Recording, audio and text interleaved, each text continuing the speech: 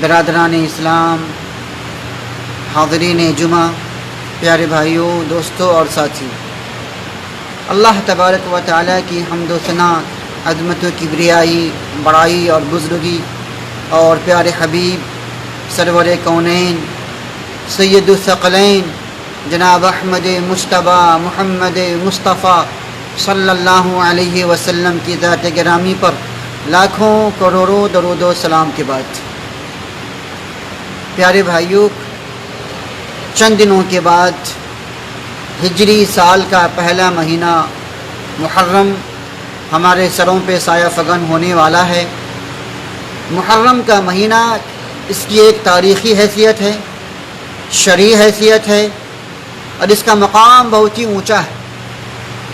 فی الحقیقت ماہ محرم ایک خوشی کا مہینہ ہے، مسرت اور شادمانی کا مہینہ ہے، یہ فتح و نصرت کا مہینہ ہے، اور ظالموں کے لیے ہلاکت و بربادی کا مہینہ ہے۔ اور ایسے ہی یہ مہینہ تاریخی لحاظ سے، تاریخ میں بڑے بڑے صحابہ کرام کا انتقال ماہ محرم میں ہوا، تاریخی لحاظ سے بھی اس کا مقام بہت ہی اونچا ہے۔ لیکن آج افسوس کہ آج ہمارے ماحول میں لوگ محرم کے مہینے کو ماتم کا مہینہ سمجھتے کہ یہ ماتم کا مہینہ ہے، یہ غم کا مہینہ ہے، اس میں نوحہ ماتم کرو، شادی بیاہ نہیں کرو، بیوی کے پاس نہیں جاؤ، یہ سب ساری خرافات ہیں۔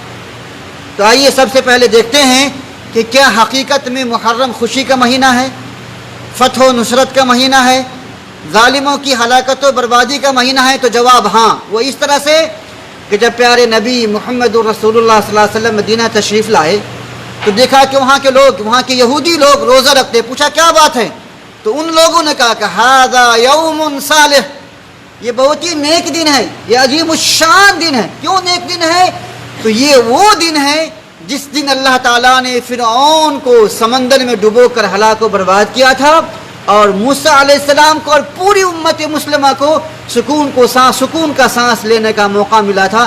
تو آپ ہی بتلائیے کہ محرم کا مہینہ بالخصوص یوم عاشوراء یہ خوشی کا مہینہ ہے یا نہیں؟ ہاں، خوشی کا مہینہ ہے، یہ ظالموں کی ہلاکت و بربادی کا مہینہ۔ یہ وہی فرعون ہے جو کہتا تھا انا ربکم الاعلی، میں ہی تم سب کا رب ہوں۔ اللہ تعالیٰ نے اس فرعون کو اسی محرم کے مہینے میں ہلاک و برباد کیا۔ پھر نوحہ اور ماتم کیسے ہو سکتا ہے؟ ہاں، اس کا بھی دوسرا جز ہے کہ اسی عاشوراء کی 10ویں تاریخ کو تاریخ کا سب سے بڑا واقعہ، عظیم الشان واقعہ جسے آپ کہہ سکتے ہیں، وہ امام حسین رضی اللہ تعالی عنہ کی شہادت کا واقعہ۔ دوستو، امام حسین یہ آل بیت ہے، اور ہم مسلمان نبی صلی اللہ علیہ وسلم سے محبت کرتے ہیں، آپ کے ازواج مطہرات سے محبت کرتے ہیں، آپ کے ناسی نواسے سے محبت کرتے ہیں، آل بیت سے محبت کرتے ہیں، پورے صحابہ کرام سے محبت کرتے ہیں۔ بلکہ دنیا میں جہاں بھی جو بھی شخص ہے، اگر وہ زبان سے کہتا ہے لا الہ الا اللہ محمد الرسول اللہ، تو ہمیں ان سے فطری محبت ہے۔ ہم بھی مسلمان ہیں، وہ بھی مسلمان ہیں، تو ہم سب سے محبت کرتے ہیں۔ دوستو، امام حسین کی شہادت پہ اس پہ ہم خوش نہیں ہیں، اس پہ ہم خوشی نہیں مناتے ہیں، لیکن امام حسین کی شہادت کا مطلب یہ بھی نہیں ہے کہ آپ ہمیشہ غم مناؤ، نوحہ کرو یا ماتم کرو۔ کیوں؟ ہم کون ہیں؟ ہم مسلمان ہیں۔ میں آپ لوگوں سے اگر پوچھوں کہ ایک مسلمان کے لیے اپنے کسی قریب یا عزیز کی وفات پہ کتنے دن کا شوق منانا جائز ہے، تو جواب ہے 3 دن کا۔ نبی صلی اللہ علیہ وسلم فرماتے ہیں کہ کسی انسان کے لیے جائز نہیں، کسی مسلمان کے لیے جائز نہیں کہ وہ اپنے کسی عزیز یا اپنا بیٹا یا اپنا بھائی یا کسی رشتہ دار کی موت پہ 3 دن سے زیادہ سوگ منائیں۔ کتنا مطلوب ہے اسلام میں؟ 3 دن۔ امام حسین سن 61 ہجری 10ویں تاریخ کو شہید کیے گئے۔ آج کتنے سال؟ آج 1442 سال شروع ہونے والا ہے۔ کب تک سوگ مناتے رہو گے مسلمانوں؟ اور حقیقت میں یہ امام حسین کی شہادت پہ سوگ نہیں ہے، یہ امام حسین کی موت پہ یا شہادت پہ ماتم نہیں ہے۔ دوستو، اس کا مسئلہ کچھ اور ہے۔ وہ کیا ہے؟ میں بتلاتا ہوں۔ یہود ہمیشہ سے مسلمانوں کا دشمن رہا ہے، یہود یہ ہمیشہ سے مسلمانوں کا دشمن رہا ہے، اور پہلے بھی یہ نبیوں کو قتل کیا ہے۔ جھوٹ بولنا، دغا بازی کرنا، دھوکہ دینا، اسی طرح سے نبیوں کو قتل کرنا، حرام طریقے سے مال کمانا، یہ یہودوں کی بہت بڑے بڑے صفات اور پہچان ہے۔ جنگ خیبر، شاید کسی کو یاد ہو جو تاریخ پڑھے ہوں گے، جنگ خیبر یہ سن 7 ہجری میں مسلمان اور یہودیوں کے بیچ میں بہت ہی بڑی لڑائی ہوئی تھی، اور خیبر کا قلعہ آج بھی موجود ہے۔ مدینے سے آپ آگے جائیں گے تو خیبر کا قلعہ ملے گا آپ کو، اور یہ خیبر، یہ پورے کے پورے سارے یہودی جو ابھی اسرائیل میں ہیں، سارے کے سارے یہودی اس خیبر پہ قابض تھے، اور نبی صلی اللہ علیہ وسلم نے یہودیوں کے ساتھ میں اتفاق کیا تھا کہ تم مجھے دھوکہ نہیں دو گے، تم غداری نہیں کرو گے، اور تم میرے خلاف مکہ کے مشرکین سے تم آپس میں نہیں ملو گے۔ لیکن یہود کی صفت ہے دھوکہ دینا، غداری کرنا، خیانت کرنا۔ ان لوگوں نے چپکے سے آپ کو دھوکہ دے دیا، آپ کے ساتھ جو اتفاق تھا اس کو چپکے سے توڑ دیا، اور جا کر کے مکہ کے مشرکین سے مل گئے، لوگ دھوکہ دیا نبی صلی اللہ علیہ وسلم نے۔ تو نبی صلی اللہ علیہ وسلم نے سن 7 ہجری میں جو چڑھائی کی خیبر پہ، تو یہ خیبر سن 7 ہجری میں فتح ہوا تھا، اور وہاں کے سارے یہود کو جلا وطن کر دیا گیا تھا۔ اسی شکست کا بدلہ یہودیوں نے کیا کیا؟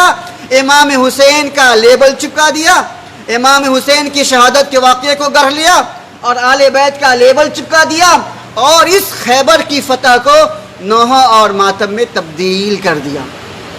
یہ دوستو تاریخ ہے، یہ حقیقت ہے، اس لیے ان چیزوں کو جاننے کی کوشش کیجئے۔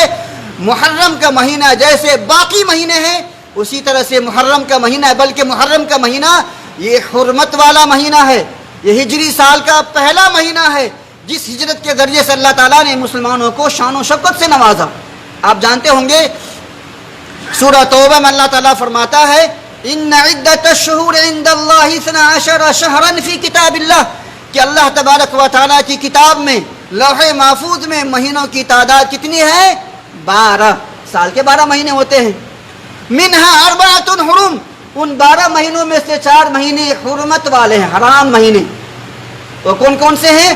اس کی تفصیل حدیث میں موجود ہے، بخاری شریف کی روایت میں آتا ہے کہ وہ ذوالقعدہ، ذوالحجہ، محرم، یہ 3 مہینہ لگاتار ہے، اور چوتھا رجب۔ تو یہ 4 مہینے حرمت والے ہیں۔ اللہ فرماتا ہے فَلَا تَظْلِمُوا فِيهِنَّ أَنفُسَكُمْ، تو اے لوگو تم لوگ ان مہینوں میں اپنے اوپر ظلم مت کرو، اپنے اوپر گناہ مت کرو، زیادتی مت کرو۔ جن مہینوں میں اللہ تعالیٰ نے ظلم کرنے سے منع کیا ہے، آج کا مسلمان اسی مہینے میں اپنے اوپر ظلم کرتا ہے۔ اچھا کھانا نہیں کھاتا، یہ بھی ظلم ہے۔ اچھا کپڑا نہیں پہنتا، یہ بھی ظلم ہے۔ بیوی کے پاس نہیں جاتا، یہ بھی ظلم ہے۔ شادی نہیں کرتا، یہ بھی ظلم ہے۔ نوحہ ماتم کرتا، یہ بھی ظلم ہے۔ بلکہ نوحہ ماتم کرنا اسلام کا طریقہ ہے ہی نہیں۔ اللہ کے نبی صلی اللہ علیہ وسلم فرماتے ہیں لیس منا من لطم الخدود وشق الجیوب ودعا بدعوی الجاہلیہ، وہ ہم میں سے ہے ہی نہیں جو مصیبت کے موقع سے گالوں پہ تماچا مارے، یا سینہ کوبی کرے، یا اپنے کپڑے کو پھاڑے، غریبان کو پھاڑے، یا دہائیاں دے۔ ایسا شخص مسلمان ہے ہی نہیں۔ ارے مسلمان تو وہ ہے جو مصیبت کے موقع سے آنکھوں سے آنسو چھلک سکتا ہے، آپ کی آواز بولتے بولتے بچ سکتی ہے، آپ ایک چھن کے لیے، کچھ دیر کے لیے آپ بھاوک ہو سکتے ہیں، لیکن نوحہ ماتم کرنا اسلام میں جائز نہیں ہے۔ حدیث میں آتا ہے کہ نبی صلی اللہ علیہ وسلم کا بیٹا ابراہیم آپ کے گود میں تڑپ تڑپ کر جان دے دیا، آپ کی آنکھوں سے آنسو چھلک گئے۔ صحابہ نے پوچھا وانت یا رسول اللہ، نبی آپ صلی اللہ علیہ وسلم بھی روتے ہیں؟ تو آپ نے فرمایا یہ تو باپ اور بیٹی کی محبت ہے دوست، یہ تو باپ اور بیٹی کی محبت ہے۔ اگر کسی کے موت پہ آنکھیں غمگین ہو جائے، آواز بچ جائے، اور تو اس کا مطلب یہ نہیں کہ ہم نوحہ ماتم کیا ہے؟ گاڑوں پہ تماشا مارنا، سینہ کو بھی کرنا، یہ منع ہے۔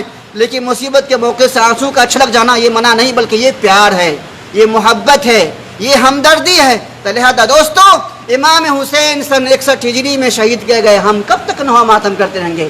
لہذا امام حسین کے نام پہ نوحہ ماتم کرنا، تازے بنانا، دہا بنانا، یہ سارے کے سارے غلط کام ہیں جو یہودیوں کے ذریعے سے شیعوں نے، روافض نے، اور روافض کے ذریعے سے ہمارے یہاں کے سنی مسلمانوں نے مسلمانوں میں اسے داخل کرنے کی کوشش کی ہے۔ یہ سب غلط ہے۔ تو پھر کرنا کیا ہے؟ آپ کو روزہ رکھنا ہے۔